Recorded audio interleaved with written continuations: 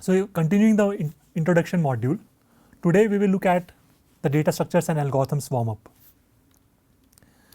In the last lecture, we looked at the basics of molecular biology, and we also looked at presence of big data and need for efficient algorithms for biological data analysis.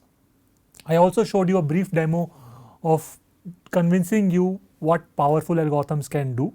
So we saw how we could index a large amount of data with just a small space.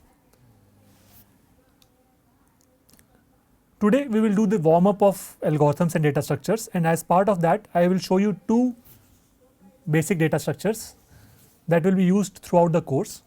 One is the bit vector rank query and the second is dynamic range minimum query. So I will show you in the next two lectures these two data structures one by one. So before we go to those data structures, I just want to quickly recall the big O notation. So recall that big O notations is frequently used for time and space complexity. So for example, in this course we will mostly consider worst case runtime and space complexity of algorithms and data structures. As an example, if let us say an input is an integer array of size n, then a linear time algorithm would work in order n time. The interpretation is that the runtime of this algorithm is upper bounded by constant times n elementary operations asymptotically, where c is some constant. So mathematically one can write that the function f can be written as big O function g if f is asymptotically bounded above by g up to a constant factor. Another notation that we will frequently use is small o notation. This is also sometimes referred to as little o notation. The small o notation is used to describe an upper bound that cannot be tight. So that is a loose upper bound. For example, if the space complexity of an algorithm is or big O n by log n, then I can simplify it as small o n. So instead of writing as big O n by log n, because this is strictly upper bounded, so this is the upper bound specified by the big O notation. So now n becomes a loose upper bound. So therefore I can write it as a small o n. The interpretation of small o notation here is that the space requirement of this algorithm is dominated by the function c times n, where c is a constant. Mathematically we can write function f as small o function g if f is dominated by g asymptotically for any constant factor k. Observe that in the big O notation there is a equality here. So the function f is less than equal to k times function gn, whereas here it is a strict inequality. So there is a subtle difference between the two, and that is what we will be using these two notations frequently in the subsequent lectures. So let us start with the dynamic range minimum query data structure. For this dynamic range minimum query, the input that is given to us is a list of n sorted integral pairs. So these are pairs of key comma value, where keys are in ascending order, and we will also assume that these keys are unique. The objective is to develop a data structure that supports the following two types of queries efficiently. First, RMQ, which is the range minimum query. So the parameters are L comma R, and as output we are required to return minimum value over all pairs whose key exists between L and R. So over all pairs whose key is greater than equal to L, and less than equal to R, we have to find the minimum among those values. So the range by the user is given in terms of the range of the keys, and as output we are supposed to return the minimum value that respects those keys. The second type of query that we have to support is the update query, where the user would specify the key k and a new value val dash, and in this operation what we are supposed to do is for the pair which has key equal to k, we have to update its value to val dash.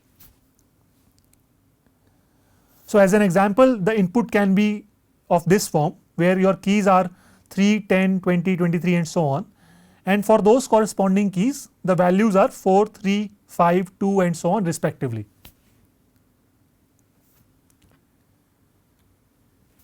As a query, you can get a query, let us say RMQ L equal to 18 and R equal to 77 as an example. So for this query, what the user has asked for is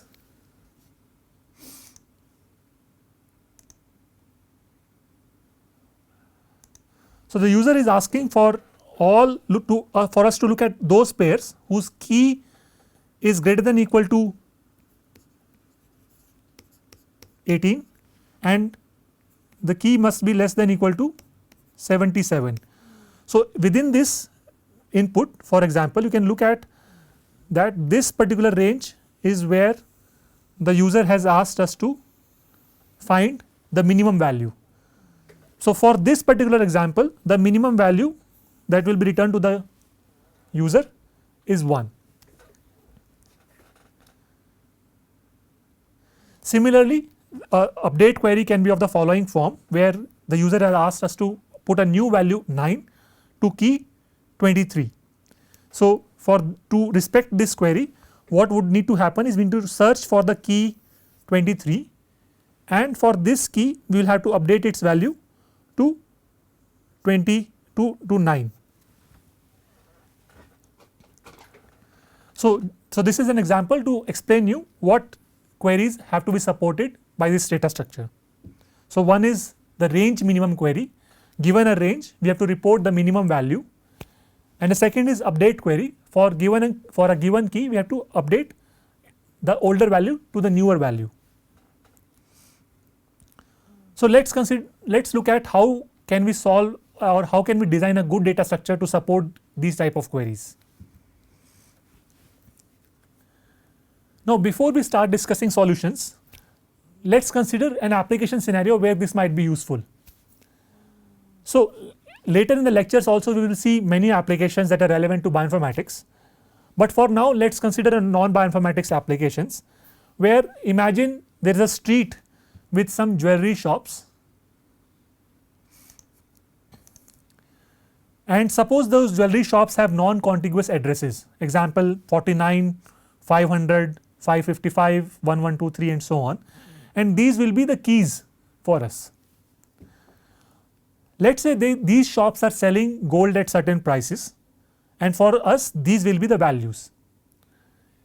Now imagine I am the buyer and I am located at certain address. I am walking on the street and I am at a certain address right now, and I would like to know within a certain walking range, I want to know what shop is selling the cheapest gold, or where can I go and buy the cheapest gold within a certain geographical range. So this, just to paint this picture, so imagine these are the shop, here this is a street, these are the shops. So the addresses are the keys,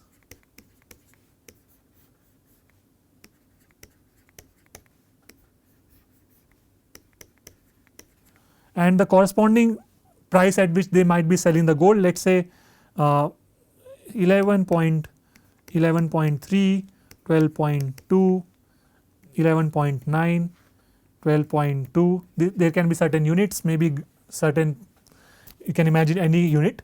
So now suppose I am standing here on this street and I want to know within my walking range what shop is selling gold at least price. So, this would be given as a range minimum query, where I would specify the range in terms of the keys L and R, saying that I can go up to key L and I can go up to key R, and within that range of addresses give me the least price at which the gold is being sold. So, this is one example, and one can, so for now we are considering a one dimensional scenario, but one can think of this data structure or this type of queries being useful in multi-dimensional scenario also, where you can be on a 2-dimensional map or a 3-dimensional map, and one may want to query for a minimum value in that geographical space. For this lecture we will focus only on single dimensional scenario where key is 1-dimensional. Okay, so now this is the query that we have to support, and the question for you is, how would you solve this problem? So, I encourage you to pause this video for a few seconds and think on your own. For example, given this example where you are given the task of finding the range minimum query, how would you design a data structure that would give you quick answer to these type of queries?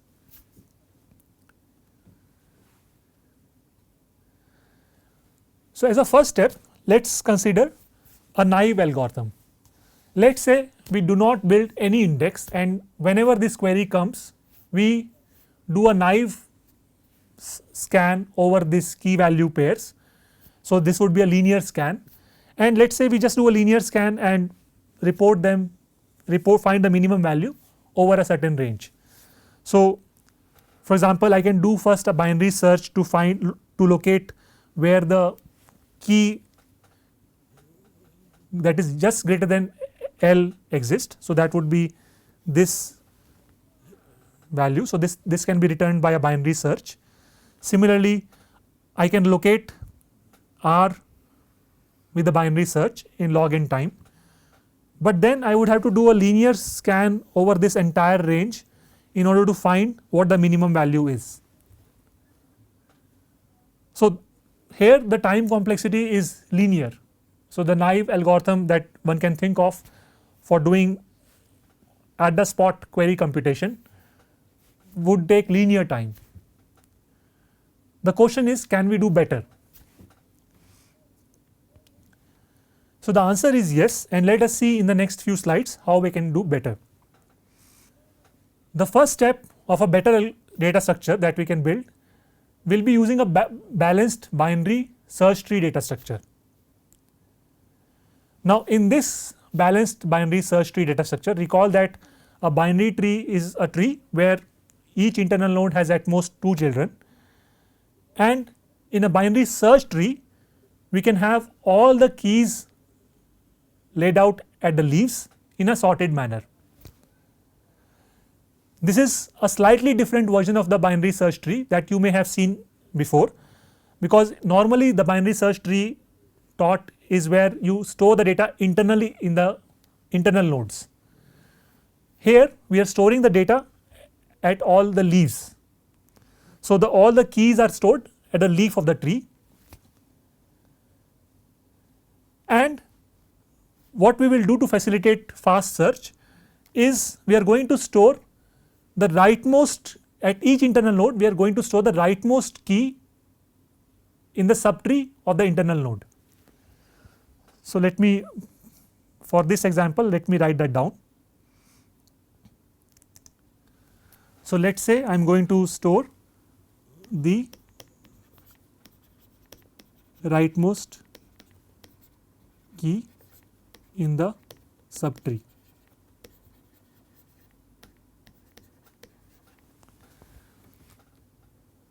So, this will be the metadata that I am putting at the internal nodes. So, for example, at the internal node here I am going to put the rightmost key 10.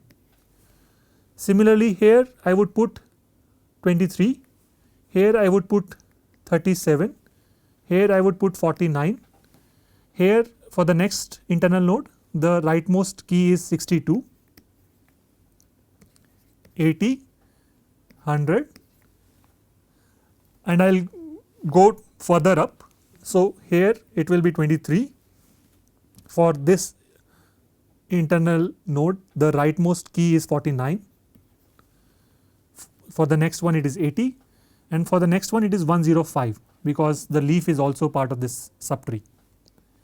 Further going up, we will fill all the values.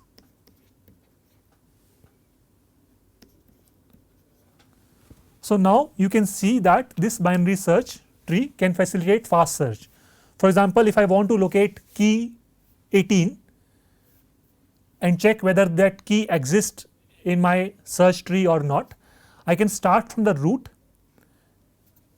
and I can go traverse the tree down. So, for example, for the at the root, so at the root I will check its left children and right child, and you can see that if I am looking for key 18, then 18 is less than equal to 49. That tells me that I should look for 18 in the left subtree of the root node. Similarly, next if I go from here, so let me continue to draw this. So, let us say okay. So, let us say I am going from the root node and I am looking for the key 18. So, I will go here and then I will look at the children of this internal node, and the left children tells me that the rightmost key of the subtree below is 23. So, therefore, I should continue on the left child. Further going down, I look at the left child and the left child tells me that the rightmost key in the subtree is 10. So, therefore, but 18 is greater than 10. So, therefore, I should continue to the right child, and finally, here once I reach here I will end. So, I look at the right child and the left child. Left child the key is 20, and because 18 is less than 20 I would reach here. So, this would be the search path, but since I have reached the leaf node, here I find that 18 does not exist, and I would report no as a answer if this was a binary search tree query. But remember that our focus is to support range minimum query. So, this search query of looking for 18 can tell us what is the range of the leaf nodes that I need to look at, right. So, similarly I can look for 77. So, 77, for finding 77 I would need to go right. 77 is less than 80, so I would continue left, and 77 is greater than 62, so I would continue here, and but 77 is greater than 70, so I would continue here.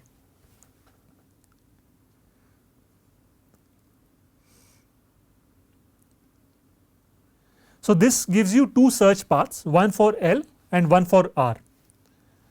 So, this was the first step of designing a data structure, where we want to build a binary search tree on top of these leaf nodes, and the first step was to look for keys L and R in this binary search tree. Let us say that we know the two search paths from the root node to the leaf nodes for L and R keys respectively. So, let us say these search paths end at leaf nodes U and U dash. So, I am calling this leaf node U dash and I am calling this leaf node as U.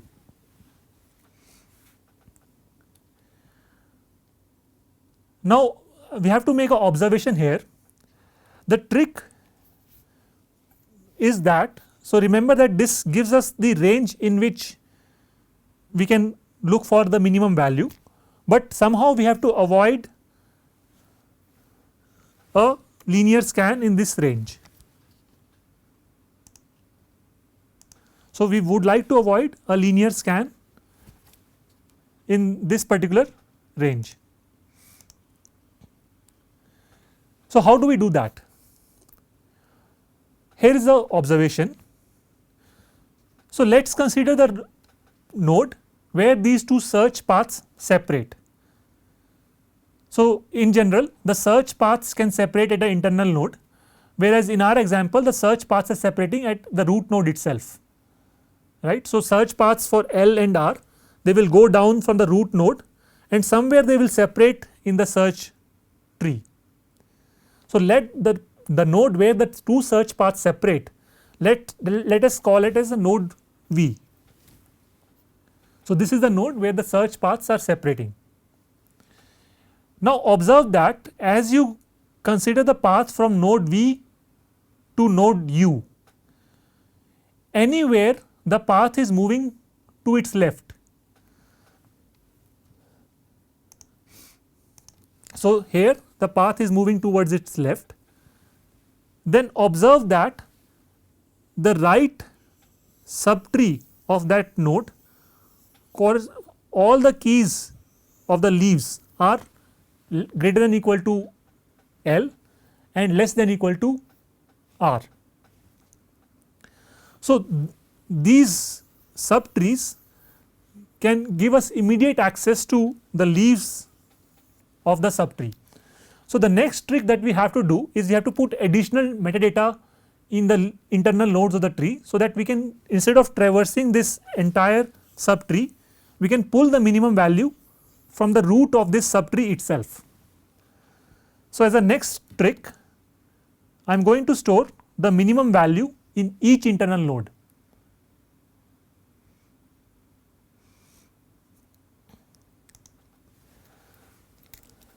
So, let us say I am going to put minimum value in the subtree.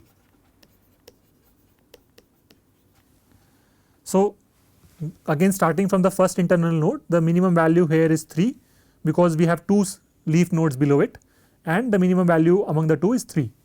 Similarly, here the minimum value is 2, the minimum value is 4, minimum value here is 7, 1, 3, 8 and so on. So, here again it will become 2, we have to just propagate these values from bottom to up, here it will be 8 and similarly here it will be 2, here it will be 1 and here it will be 1. So, now recall our original previous trick, that as we go from the root, the node V where the two search paths diverge, and as we continue down we can look for the nodes where the paths continue to their left. So, where the path continues to its left, we look at the right child of that node and all the leaf nodes in that subtree will belong to the range of interest. So, what all we need to do is extract the minimum value from the root of that subtree.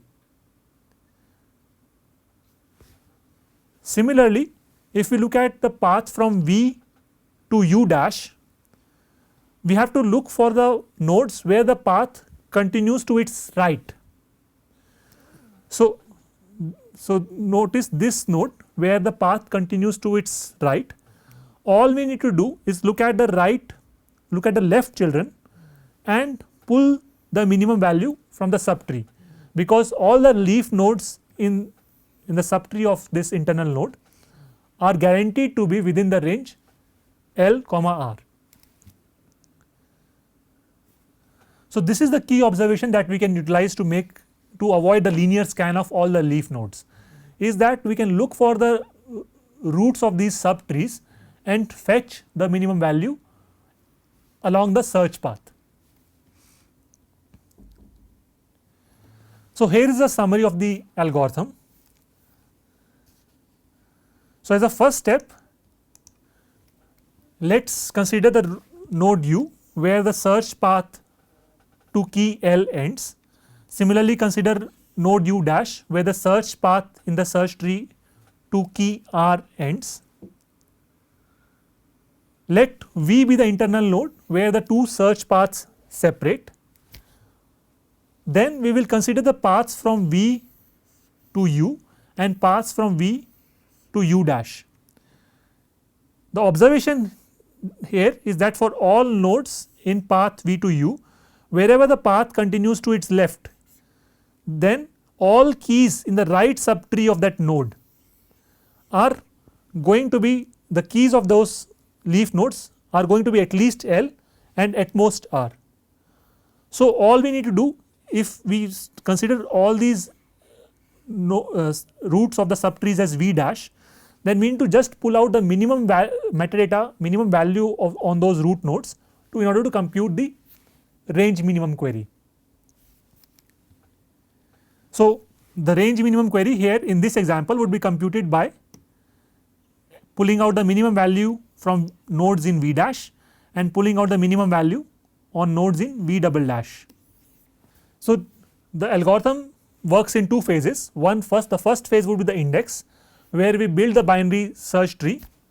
We store the metadata, that is the rightmost key of leaves in the subtree, and we also store the minimum value associated with the leaves of the subtree on each internal node. So, this would be the indexing step, and for now, once the tree is constructed for each query, all that needs to be done is to locate the L and R keys in the binary search tree, so check if the leaves are within the range, appropriately consider them, gather information from leaves between U and U dash, and go up along the search path from U to V, and pick minimum values from right children that were not on the path. Similarly, we repeat this from U dash to V and pick minimums from the left children that are not on the path. So, this way we can avoid the complete linear scan of all the leaf nodes, and we can work in logarithmic time to report the answer of these queries. So, if you consider the runtime and space usage here, so here the construction of tree takes order n time, because the key value pairs are already sorted. So, all we need to do is to initialize the internal nodes and we compute this metadata in a bottom up fashion. So, the tree can be built in order n time. The searching of L and R paths can be done in log n time in a binary search tree, and to compute these RMQ values, all we need to do is go from U to node V in a bottom up manner, and that is just as we go from U to V, the time complexity is going to be dictated by the height of the tree, and assuming this, because we have constructed a balanced binary search tree, the height of the tree is bounded by order log n. So, these steps also require order log n time. So far we have looked at how to answer RMQ queries efficiently in logarithmic time. This improves upon the linear time that was being used by the naive algorithm. Next, what to do with the update query? So, for the update query, you are given a key and a value val dash. This update query is very easy to answer. So, all we need to do is to look for the search key k in the binary search tree. So, we do that logarithmic search, and as soon as we hit the leaf node, we update the value to val dash. But remember that we also have to update the metadata in the internal nodes. So, this was a metadata that we have constructed. So, if a value of a leaf node is changed, then we have to also update the corresponding metadata in the internal nodes. So, that will require going up from the leaf node all the way to the root node, and that again requires logarithmic time. So, both of these RMQ and update queries can be answered in log n time, and that is the main result. So, the RMQ and update operations can be supported with a balanced binary search tree in time order log n, where n is the number of leaves in the tree. And we also saw that the tree can be constructed in order n time. So, this finishes the dynamic range minimum query data structure, and I hope you got a glimpse of how efficient algorithms can be used, and this was a warm up exercise so that we can understand an example of a data structure, how to do runtime and space complexity analysis, and how to compare the naive versus efficient algorithms. Observe that there is a significant difference between linear and logarithmic time. So, therefore, efficient data structures are very critical to support various type of fundamental operations. In the next lecture, we will look at another example of a data structure which is known as bit vector rank data structure, and this will be an example of a succinct data structure that will use very little space to answer again a fundamental query on bit vectors. Thank you.